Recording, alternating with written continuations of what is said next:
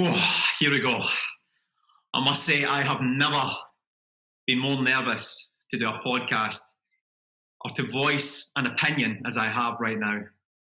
But please know that what I'm about to say is with the best intentions, is with love in my heart and with a desire to see this world become united. I know it's a long shot, but we must start somewhere. Now, I speak from the acceptance of being a white privileged male to show solidarity for all the black and people of colour. So here goes. The unapologetic truth is that racism has been accepted and tolerated within even the least racist amongst us European white humans for generations and generations. Now, we have taken the God-given right to having a voice that can be heard, an opinion that can be expressed and listened to, and kept it for our own. The right, which should be bestowed on every single human with a beating heart and with breath in their lungs, has been used like a carrot on a stick to dangle infuriatingly in front of black and people of colour. So why do many of us resist exercising that God-given right to finally make a stand for our fellow human beings and eradicate every inch of this from our being? Well, first and foremost, it's important to highlight that we cannot continue to divide the already divided. The world is so fucking angry right now, and rightfully so. And this is the most sensitive period of time in our history. So we must allow those who do not have the strength to fight another fight the opportunity to stay silent and muted. There is strength in words, of course there is strength in words, we've seen that, but there is equal strength in silence too, which is why I understand and I respect the muted movement that we're seeing in social media. Those who choose to remain muted may not have the mental or physical strength to speak out and be vocal, especially as we are still in the mixer of a world pandemic and on the brink of an economic collapse. People have lost family, they've lost friends, they've lost jobs and homes, and more so, their lives have never been such a melting pot when it comes to specifically mental health. So a lot of people don't have the fight within them right now, specifically for something so powerful and sensitive. Now, this week we witnessed the Blackout Tuesday movement, which was that powerful that it rocked me to tears, genuinely. It rocked me to tears. There was one particular moment where I did shed a tear about just seeing these black tiles. I felt united for once in a long, long time. Just seeing the world come together through every social media channel and outlet to fill the day with these black tiles, using the hashtag dedicated to the Blackout Tuesday. It was one of the most powerful protests that I've seen yet. But this in itself, as I know, is not enough. And as I say, I know that. Now, we must allow those who feel like they cannot find the words the opportunity to show solidarity with their silence. Like I say, this is a time for unrelenting unity, and we cannot continue to divide the already divided. Just this week, on our Instagram, our wandering to Instagram, we had messages saying we should be using our platform to spread awareness on the situation right now. And to an extent, absolutely, I agree and understand. But I also felt that we were being called out for not saying anything, and this is not the way. It's too easy to read a few quotes from those who have fought this fight before about not speaking out. There's loads of quotes from the likes of Gandhi and Martin Luther King, powerful people who have fought this fight before. People read them and then they target the silent. The way this fight was fought before has led us to where we are now, so we have to find a different way. And to call people out for being silent is not the way. If ever there was a time to choose your battles, it is now. And the battle is not with those amongst us who are petrified or terrified of saying the wrong things and sounding privileged. It is with those who are proud of saying the wrong thing and who enforce and flex their white privilege. The truth is, I just needed time to grieve for the situation and for my fellow human being, George Floyd, and to take a breath to collect my thoughts on a world which is in complete disarray. If there is one thing that I've learned personally, it is if you speak and act in the heat of the moment and you lead with anger and frustration, then that usually means that you've already lost the ability to communicate a valid and digestible opinion. Now that I've had time to process my thoughts, feelings, and emotions in this situation, I feel like I do possess the strength to speak out, which is why I'm doing so in this podcast. I also speak for the silent amongst us who share my sentiments too. Now, I've spoken in depth with a number of friends about this subject this week, and every single person spoke with a passion and a desire to be better and do better. However, my friends are divided between being petrified of speaking out and saying their own things, which receives a backlash as it gives this perception of not caring, to friends who choose to speak out with good intentions and their words and actions only to receive a backlash and in some cases death threats. Again, this is not the way. Self-censorship, or censorship even, easy for me to say, it's not healthy. If someone won't voice their opinion in the fear of a backlash, there's never going to be progression. There has to be a safe haven where they can talk about how they feel, whilst being allowed to make mistakes in order to be educated and become better without being met with hate and anger. Love, peace, and unity will never enter a building which is being occupied by hate, anger, and division. Until they can be left at the door, then there's never going to be progression. Now, I will make mistakes. I'll admit I will make mistakes. But my intentions are and always will be good. Now, I accept I have white privilege, and I want to learn how to utilise that in a positive way to make this world a more inclusive and beautiful place to live for my fellow Black and people of colour. I am sick of hate, anger, division, racism, sectarianism, in a world that has just lost all of its empathy and compassion. If I can play my part to remove any of that and make this world a better and fairer place for generations to come, then that is all I can hope for. Right now, we are facing the greatest virus in the history of our planet. And I'm not talking about the coronavirus. I'm talking about racism.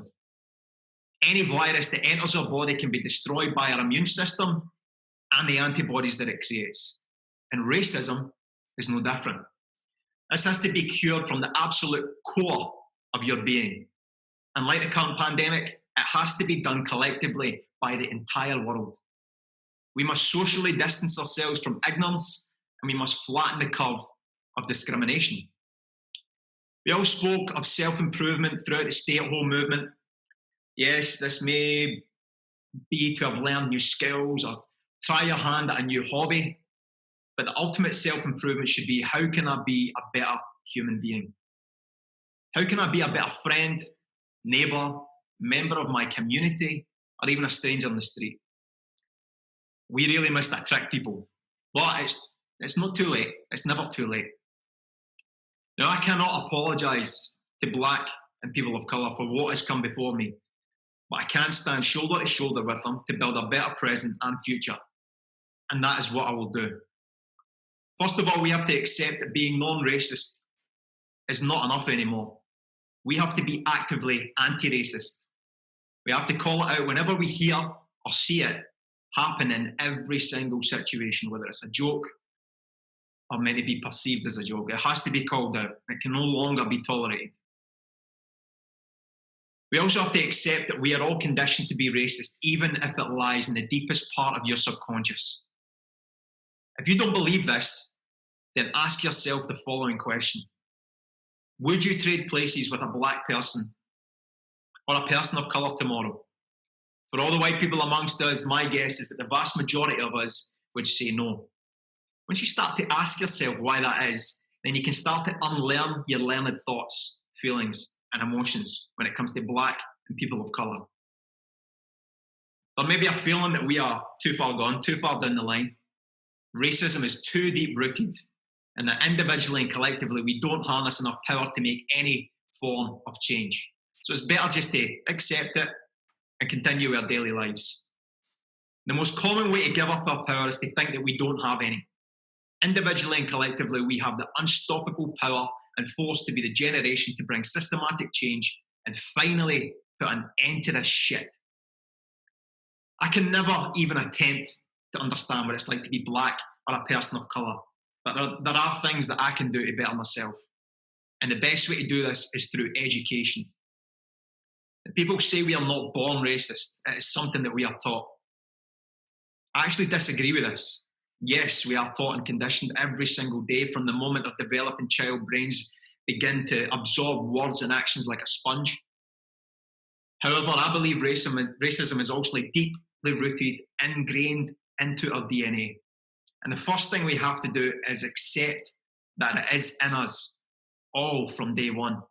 This deep-rooted DNA has allowed for moments of ignorance and tolerance of racism and casual conversations for even the most non-racist amongst us. Our deep-rooted DNA of racism comes from our ancestors. Like it or not, everything that came before us was touched, shaped, moulded, built upon by racism in some way, shape or form. I myself have been present in conversations and situations where racist jokes, as I say, have been taking place, and I have said and done nothing. I am part of the problem, and for that, I must and I will do better. Education and words are two of the biggest weapons we possess to fight racism. Poor education and a lack of words is what contributes to the amplification of racism. This situation forced me into my own personal reflection and my lack of education. And God, I have had a lack of education. I look at my own country, and for 33 years, I have viewed Scotland as an anomaly when it comes to racism. I see Scotland as one of the most inclusive countries in the world with a clean record when it comes to a racist past. It's taken me 33 years to be educated that Glasgow, for example, a city I grew up only a few miles away from, was built upon on racist slave trade money. I sat in history classes in a school just a hop, skip and a jump away, and never did I ever hear anything of the murky past of one of Scotland's biggest and greatest cities. Glasgow was built predominantly by the money of the likes of Andrew Buchanan, John Glassford, Andrew Cochrane, and William Cunningham and Co., who were also known as the tobacco lords during the 1700s. The famous merchant city is home to some of the trendiest bars and restaurants, which I've been to plenty of times, but without ever knowing that it was once where the tobacco lords would trade the likes of tobacco, sugar and tea. Now, if you're unfamiliar with the tobacco trade, back in the 1700s, then this was done via plantations in America, which were made up of black slaves who were bought and sold through Africa and the Caribbean. Glasgow, as we know it, was built with the dirty money of the slave trade and the plantations in America. This is absolutely mind-blowing. To just find that out, that one of the most important periods of my country's history is not readily available or taught in schools. This complete lack of education leads to poor understanding and a conscious ignorance to our past. To know why we have reached this point, we first have to know where we have come from. Now, knowing that my DNA and heritage is littered with these acts of horrific racism, it galvanizes me to be better than those who have come before me. It empowers me to make better choices and to take empathetic and compassionate actions for my fellow human beings. You could use this example of poor education right around the world when it comes to the likes of America with the Native Americans, Australia with the Aboriginals, and New Zealand with the Maoris. I was never taught anything about any of this, which leads to a complete lack of understanding or grasp of just what some race, religion, and cultures have been through. We have to start educating children with classes on compassion, empathy, and decency as much as we educate them on math and language. We have to educate children of their horrible past and uncertain present to ensure a prosperous, inclusive, and united future. We have to educate children to judge their fellow humans by the love in their hearts, the message in their words, and the intent in their actions, and not by the colour of their skin or the religion that they worship. If we do not change, then we continue to be complicit. If we choose to ignore, have intolerance, ignorance, or remain neutral, then we are complicit. When our grandchildren ask us, what were our words, actions, or thoughts throughout this time, which may be the most definitive time in the world's history, do you really want them to think that you are complicit? Now, whether you have a voice or outlet to express an opinion like I have chose to do, or you choose to stay muted and show solidarity in silence, or you take to the streets to protest, or you write letters to your government officials, or you sign petitions, or you choose to seek further education on the past, then you are no longer complicit. We have to educate ourselves, not only on our past, but also to the current laws, rules, and regulations. We have to understand the flaws and double standards, which further empowers those in charge and those who police our streets, who take the law into their own hands and continually evade justice through the loopholes. We must utilise our democratic right to vote for better laws, rules, and regulations. We must utilise our democratic right to vote for better people in charge. And I'm not just talking about the head of the table. I am talking about every cog in the wheel. I've been guilty of feeling like my voice and my vote carries no weight in the past. So I've never voted. But in truth, after educating myself, it is the most powerful opportunity that we all have to make any sort of a difference. So in future, I will utilise my right to vote. We have to sign petitions that will lead to seeking answers and justice being served. I signed a petition on change.org, which we started to raise the attention of Mayor Jacob Frey and DA Mike Freeman to demand that the officers involved in the assassination of George Floyd are charged. This is the perfect example of how we can make changes, through collective voices channeled in the correct way using the correct mediums. Protesting is by far and away one of the most powerful tools in all of this. However, violent protesting, looting, and fighting violence with violence, in my opinion, is wrong and just adds fuel to the flames of hate and division. Violent opportunists who destroy and loot the businesses of those who we are trying to speak up for threaten to dilute the power and the message of those who protest. And it creates a vicious cycle which becomes more and more layered, which then takes us further and further from a positive resolution. However, this is just my opinion, and this could be the perfect example of white privilege. And if you think I'm wrong, you think I need educated, then please. My thoughts, feelings, and actions aren't shaped in the same way as a black or person of colour. I don't harbour that deep-rooted hate, anger, and frustration of being profiled, stereotyped, and looked down upon every single day or in every single situation. I can't even imagine, I can't even begin to imagine the mental health implications that must have when you have to go through that every day of your existence. So as much as I don't condone or agree with the violent protesting, I can understand why it's happening. And trying to understand the thoughts, feelings, actions, and emotions of black and people of colour is a massive part of helping to end racism. What I will say is there is so much opportunity, now more than ever, and we have to make sure that we do it in the most constructive and impactful ways. This cannot be a trending topic or social media trend now, only for us to be talking about something else next week.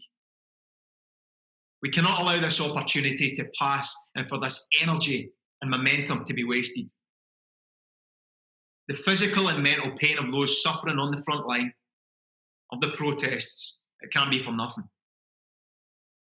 This is something we can no longer lose focus or be distracted from.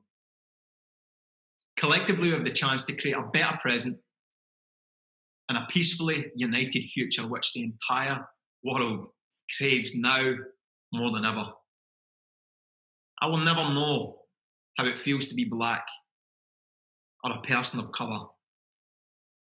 I will never know how it feels to be guilty until proven innocent in every situation. I will never know how it feels to be negatively profiled or stereotyped for the colour of my skin.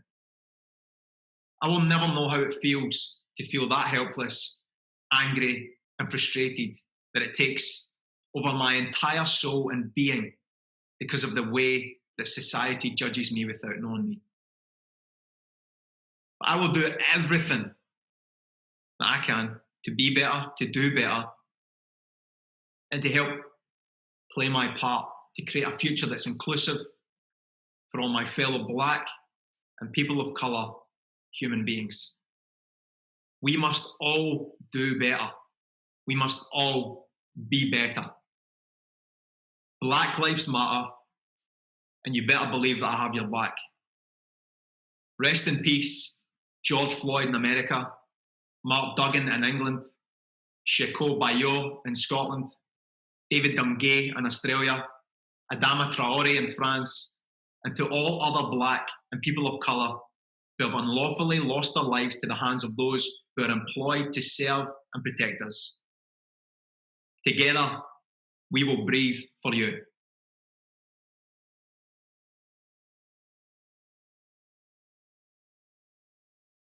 I would like to thank my beautiful patrons, Stephanie, Taylor and Annika, who continue to financially support this podcast through patreon.com. If you find value in these episodes, then it would make a massive difference if you were to become a patron too. To find out more about how to sign up and what benefits you can receive, then head to patreon.com/Jamie's Wee Podcast.